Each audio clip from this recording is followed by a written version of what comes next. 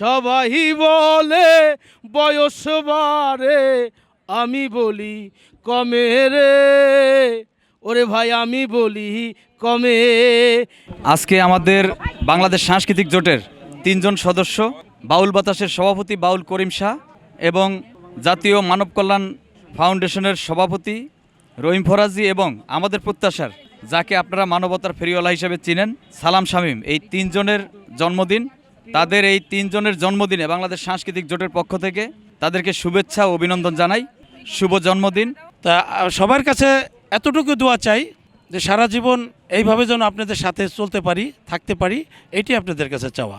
নারায়ণগঞ্জ থেকে এসে আমার অনেক ভালো লেগেছে। হ্যাঁ, দেখে ওনার সঙ্গে পরিচয় হয়ে আমার অনেক ভালো লেগেছে।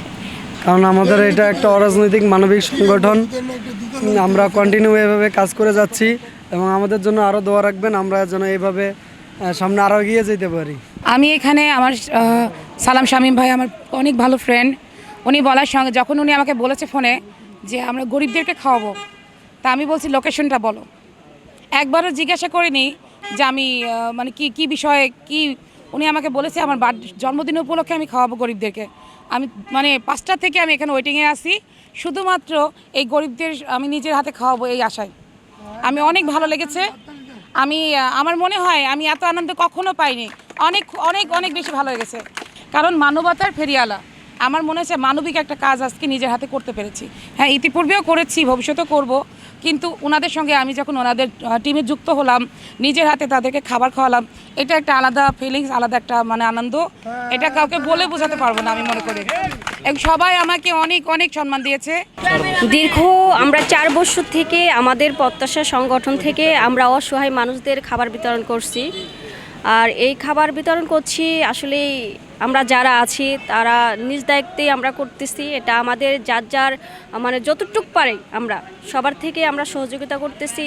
আর আমরা বাহিরে যারা আছে তারাও আমাদের যে যতটুক পারে, অনুভূতিটা অনেক ভালো লাগে।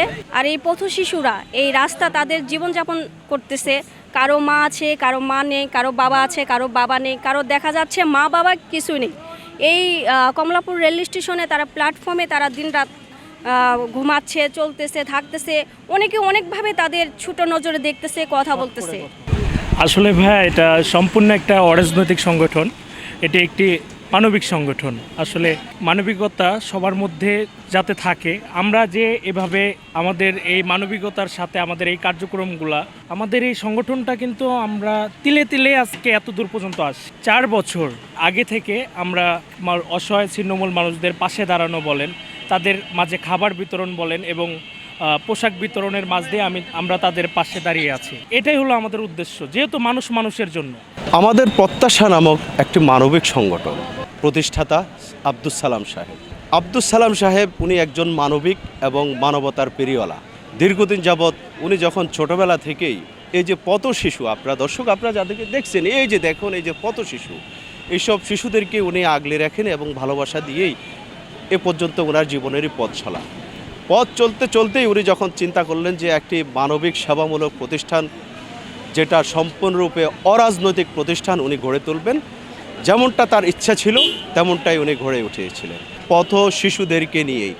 আব্দুস সালাম ভাইয়ের কাজ সেই উনি এসেছেন কমলাপুর রেল স্টেশনে, যে পথ শিশু অথবা যারা এই যে অসহায় দিনমজুর, দর্শক আপনারা দেখতেছেন, তাদেরকে নিয়েই এবং তাদের সাথেই উনি ভাগাভাগি করে উনি জন্মদিনের ভালোবাসাটা, জন্মদিনটা উনি ভাগ করে নিলেন। আমি আব্দুস সালাম, আলহামদুলিল্লাহ ভালো আছি। আজ আমার জন্মদিন, তো এদেরকে নিয়ে আমি আমার জন্মদিন পালন করি। এরাই আমার ছোট ভাই, এটাই আমার মানে প্রাণের মানুষ মনে হয় এদেরকেই, যারা না খেয়ে থাকে একদিন। এই 5 স্টার হোটেল এবং বড় বড় জায়গায় যারা খায়, ওখানে তো এরা যাইতে পারে না, এই হচ্ছে বড় কথা। এরা যে যাইতে পারে না, সেখানে আমার জন্মদিনটা পালন করায়, সেখানে আমার মানে ভিএপি লোকজন আসবে, তারা অর্ধেক খাবার খাবে, অর্ধেক নষ্ট করবে। ওই নষ্ট করা খাবার কেউ খাবে না, কিন্তু এদের দেখি তো আমি তখন দেখতে পারবো না।